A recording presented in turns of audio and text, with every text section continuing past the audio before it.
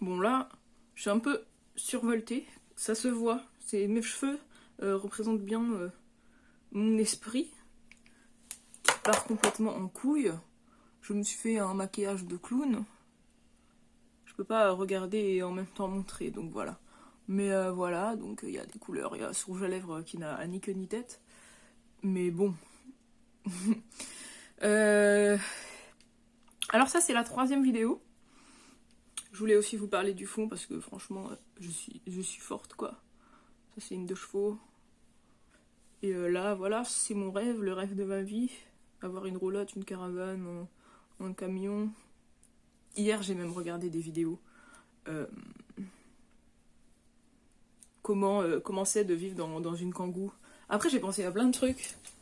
J'ai pensé putain, Paris l'été c'est juste une horreur. Enfin niveau genre il fait beaucoup trop chaud. L'hiver il fait hyper froid. Comment je vais me laver les cheveux?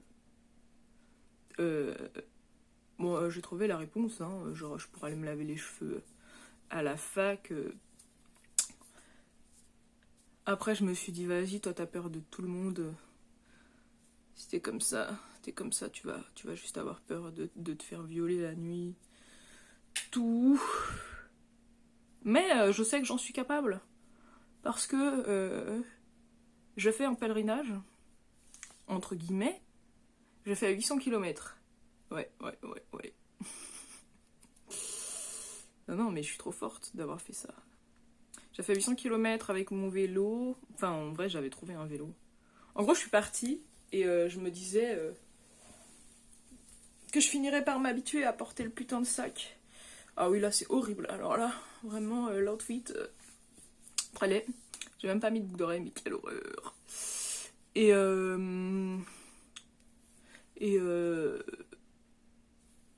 donc voilà, j'ai trouvé un vélo, il était abandonné, je vous jure. Il y avait des toiles d'araignée, tout ça. En fait, il était derrière des buissons. Bah, il roulait pas bien, hein. Franchement, ça devait être un vélo volé, j'en sais rien. Il était tout dégonflé, les vitesses ne passaient plus, genre il y avait qu'une vitesse machin. Putain, et après, en fait, il y a quelqu'un qui a accepté de me le regonfler. Il y a un mec, j'ai croisé, il a réparé les vitesses, du coup je pouvais passer les vitesses et tout. Putain, c'était un truc de ouf complet. Mais on n'est pas là pour parler de ça. Quand je suis en dépression, mon mécanisme principal, c'est la fuite. Quand ta blessure principale, c'est le rejet, moi, ton mécanisme de défense est la fuite. Et donc, voilà, moi, quand je suis en dépression, je veux juste tout. Je veux juste partir tout le temps. Limite, ça devient obsédant. Ce qui me soulage, entre guillemets, c'est de regarder des vidéos, de chercher sans cesse des solutions, même si finalement elles mèneront à rien, parce que j'ai genre pas le courage de partir. Ah, j'ai même envie de... Enfin... Alors ce matin, je regardais une vidéo... Bah, c'est dans le cadre de nos cours, donc sur la dépression, voilà, un mec de mon groupe de travail envoie une vidéo sur la dépression, cerveau, dépression, quelles conséquences et tout. Alors bah, les conséquences sont vraiment horribles. Non mais dites-vous qu'à la base, la vidéo que je voulais faire, c'était sur les aspects positifs, enfin certains aspects positifs qu'on peut trouver, parce que je peux pas dire que que les aspects soient positifs en fait. Enfin, ok, tu développes genre une sensibilité accrue à plein de trucs dont du coup tu t'émeus, en tout cas je m'émeus de pas grand chose. Donc, mais ça c'était déjà vrai avant et ça m'allait comme ça, j'avais pas besoin quoi. Ah putain, je vous jure, je suis là parce que face à cet écran là, en train de me dire que je vais potentiellement peut-être parler à des gens qui vont peut-être me regarder parce que sinon je pète les plombs. Allez, le médicament va bientôt faire effet, bientôt tu seras complètement léthargique. Non, j'exagère un peu, mais franchement ça me met dans des états pas possibles. j'ai l'impression, en fait, j'ai l'impression de perdre pied, quoi.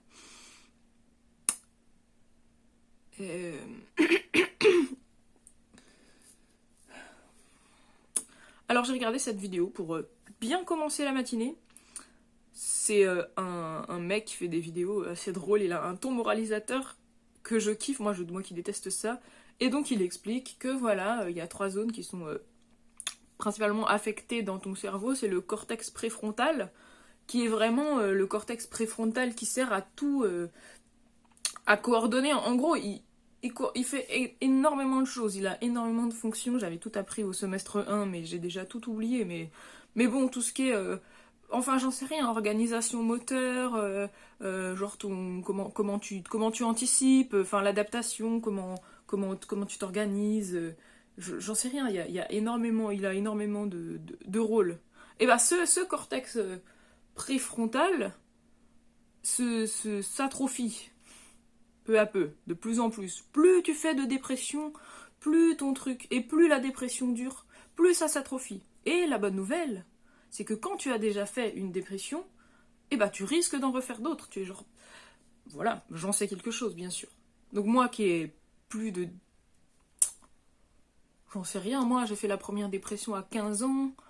Après, est-ce que c'est vraiment parti? Enfin, ça a toujours été sporadique, mais c'est revenu jusqu'à à peu près 25 ans. Après, j'en ai fait une autre vers 28 ans. Après, c'était des petites, des trucs moins durables. Peut-être comme j'ai maintenant.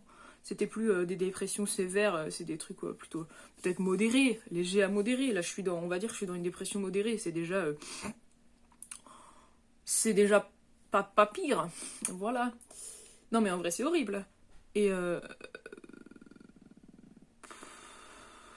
Et donc, ce que je disais hier, je sais pas si ça va intéresser des gens, mais voilà ce qui met en dépression. Bon, lui il avait un autre, dans sa vidéo Psychoquack, cerveau et dépression, il dit que la raison, c'est que si t'as été confronté, enfin ça c'est une des théories, mais sachant que en vrai, on sait pas, c'est des théories, mais c'est celle qui lui semble la plus adéquate. Genre, si t'es confronté à un stress, il y a un truc dans le cerveau qui vient contrebalancer, enfin faire baisser ton stress. Une hormone, ou je sais plus, mais je pense que c'est ça. Et bah au bout d'un moment, ce truc, il y en a plus assez, quoi. Il est plus assez là, donc du coup t'as genre une moins bonne résistance au stress, un truc comme ça, et puis au bout d'un moment, bah, ça te fatigue, ça te fait du burn-out, et tout ça, enfin un burn-out. Et là j'ai froid, voilà.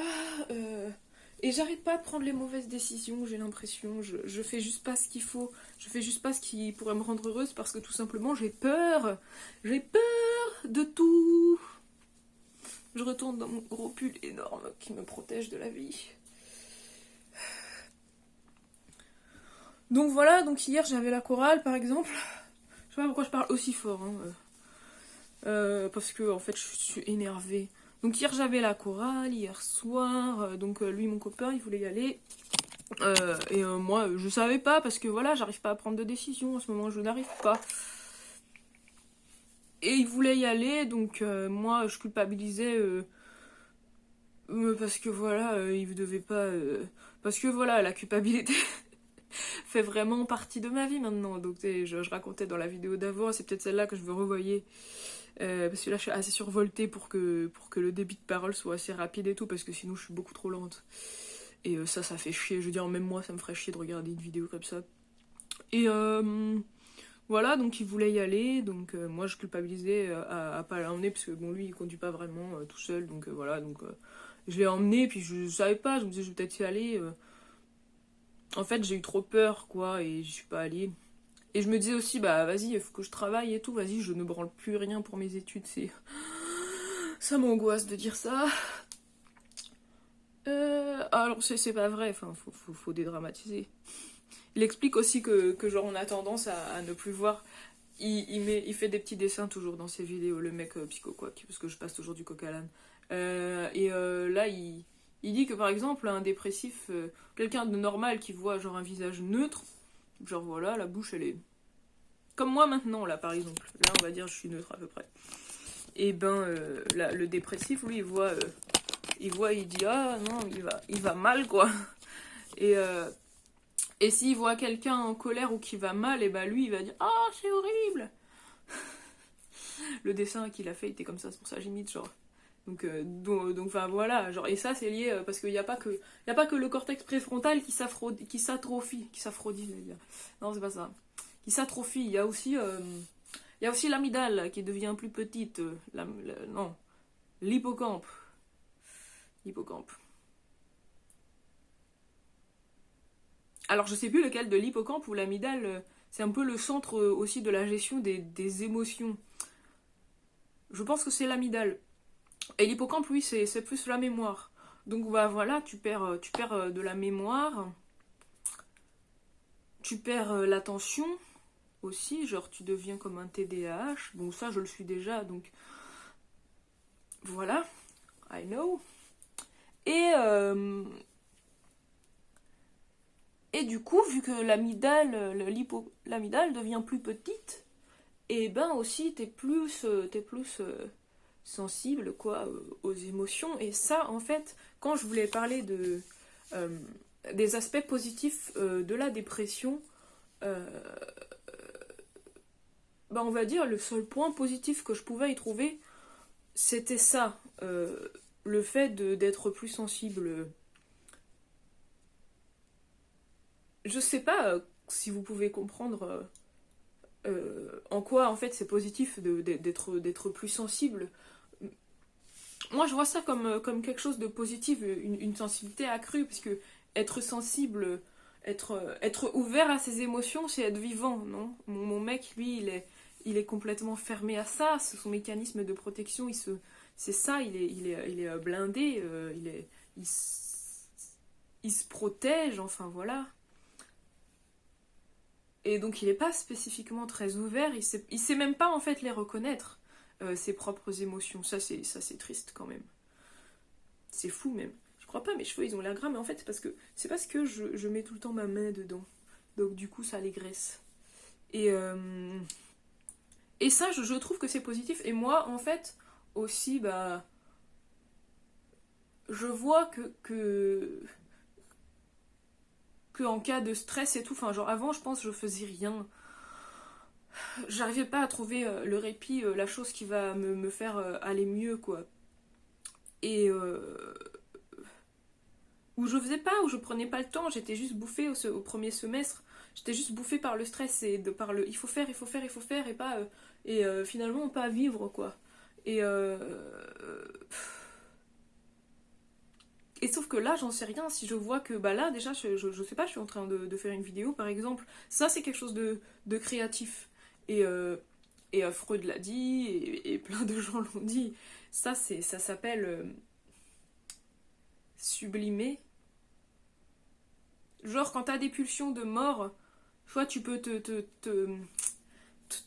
plonger dans cette pulsion et y aller, quoi. Genre, tu vas, mais euh, comment sublimer ta pulsion de mort? Une pulsion de mort, c'est le contraire d'une pulsion de vie. Ça veut pas dire que t'as envie de crever. Ça veut juste dire que t'as des aspects qui te poussent un peu au néant, j'en sais rien. Enfin, c'est quelque chose de négatif. C'est une pulsion qui te, voilà. Enfin, et et finalement, bah comment sublimer ça, ce que tu as en toi, c'est en le transformant en créativité. Mais la créativité a une importance énorme. Ça me permet de faire des trucs comme ça, ou comme ça, ou comme ça. Enfin, ça me permet d'être... ou des trucs moches, hein. Pour vous donner un exemple, on parlait de mutilation, des mutilations faites aux femmes. On a fait un cours complet sur ça. C'est assez horrible, je veux dire, tu vois, c'est... Voilà, sachant que c'est quelque chose qui se produit énormément dans le monde, partout, genre, je sais pas, 200 millions, voilà. Ça, c'est 200 millions par an, je crois, d'excision. C'est énorme. Et sachant que, en plus, dans certains pays, maintenant, l'excision, c'est interdit, heureusement. Donc, du coup, c'est fait en cachette. Et donc, du coup, bon, bah, enfin, voilà, genre, c'est pas admis. Donc, ça veut dire qu'en vrai, il y en a beaucoup plus. Et donc, comment, derrière, essayer de sublimer ça, bah, j'ai peint un clitoris, enfin, parce que le clitoris, genre, vous savez, certainement, c'est pas le petit truc qui dépasse, hein, c'est quelque chose qui est beaucoup plus gros, qui a une grosse partie et qui fait comme un cœur inversé, avec deux branches comme ça, plus le petit bout, bien sûr, mais donc c'est pas juste le petit bout. Et voilà, et en fait le clitoris maintenant ça devient vraiment le symbole du féminisme, ça y est, genre il a fallu attendre 2008, ou j'en sais rien, c'est même encore plus, pour qu'on se découvre, qu'on se dise tiens si on faisait une échographie du clitoris et qu'on découvre, et donc ça c'est ça la sublimation. Je suis complètement partie sur un autre sujet que celui que je voulais parler à la base, dont je voulais parler, mais c'est pas grave, et donc voilà, je fais ça avec les règles et tout ce qui représente la féminité, la beauté. Voilà, j'ai fait aussi un tableau avec une femme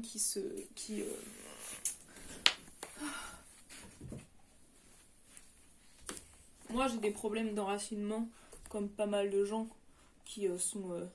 Et là il y a les lunes. Il y a aussi la lune là, parce que la lune, ça représente les cycles féminins. Et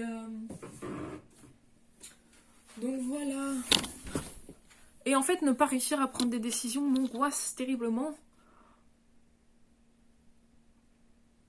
Et mon père, même si je n'ai pas du tout envie de penser à lui, mais bref, il me disait toujours, et pour une fois il avait raison, l'absence de décision, c'est une décision. Parce que si tu ne décides rien, tu ne feras rien. Et donc voilà. Et donc là, je veux dire, je devais aller faire des cours avec des gens, avec le tuteur. Putain, je vous jure, et je me déteste. C'est ça aussi, hein, la dépression que ça te fait. T'as honte parce que tu te dis, vas-y, en fait, je suis dépressive parce que je suis faible, quoi. T'as honte d'être en dépression. Je vous jure. Je sais pas, mais tu te dis que finalement, ta dépression est faite. C'est un truc inconscient parce que, tu sais, si je conscientise, j'arrive à me dire que en fait, non. Je veux dire, ma dépression, c'est pas moi. Moi, j'ai de la valeur en tant que moi. Je sais, je me connais, je sais à quel point je suis intelligente et une bonne personne et tout ça. Et je veux dire, j'ai plein d'autres qualités. Je suis pas que une dépression. Et la dépression, ma dépression, puisqu'elle me rend plus sensible, ça fait du bien de me dire ça en fait. Puisqu'elle me rend plus sensible, finalement, elle me permet d'être à des moments peut-être plus sensible aux autres, quoi. Un peu plus empathique. Bon, je suis déjà largement suffisamment empathique, mais j'en sais rien en fait. Mais je pense qu'il y a ce côté sensibilité qui est pas mal et qui te permet de... Et en même temps, parfois, à la fois, t'es trop mal pour être juste ouvert aux autres. Et ça fait que... Oh, on perd ses repères. Et en même temps, pour finir, ce truc... la dépression... Je sais pas, pour moi, les mots sont hyper importants. Donc, dépression, c'est la baisse de la pression. Dépressurisation. Je sais pas à quel point c'est vrai et ça se vérifie, mais bon voilà. Pardon, ça veut pas dire qu'on a plus de pression quand on fait une dépression, mais quelque part à un moment il faut que ça sorte. Je veux dire, on n'est pas foutu pour que, nous humains, pour vivre toute sa vie comme ça, avec de la pression et que rien ne se passe. Pression, ça pète. Alors il y a des gens, ils pètent beaucoup plus tard. Et puis ils crèvent. Ça, je crois ça. Genre si tu vis tout le temps enfermé avec tes émotions, rien ne sort, tu gardes tout. C'est pas possible, je vous le dis. Faites sortir vos émotions, faites quelque chose, criez, hurlez, j'en sais rien. Voilà. Et moi je veux dire que le fait d'avoir les conséquences de ça me paraît absolument logique en fait. Après de savoir que mon cerveau est atrophié durablement. Bon, à la fin de sa vidéo, il dit quand même, pour ceux qui me regardent et qui sont en dépression, force à vous, et il y a des thérapies de remédiation cognitive. D'ailleurs, c'est ce que je fais avec les enfants autistes, de la remédiation cognitive, et ça marche. on fait des trucs de malade, hein, mais vraiment, c'est incroyable. Donc voilà, donc il y a quand même des solutions, je vais pas devenir complètement conne. Ouais voilà, parce que ce qu'il disait dans sa vidéo, ça te rend plus con, ça te rend plus agressif, ça te rend plus amnésique. J'ai des gros problèmes de mémoire.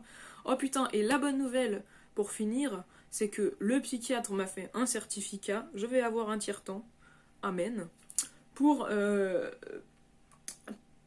les examens. Et là, je dois dire que j'en ai vraiment besoin. Il y a du soleil, il fait très beau, c'est génial. Donc du coup, bon, à condition que la médecin de la fac... normalement, un certificat médical, ça suffit. Moi, j'ai aussi une lettre de mon psy, puis je pense que le psychiatre...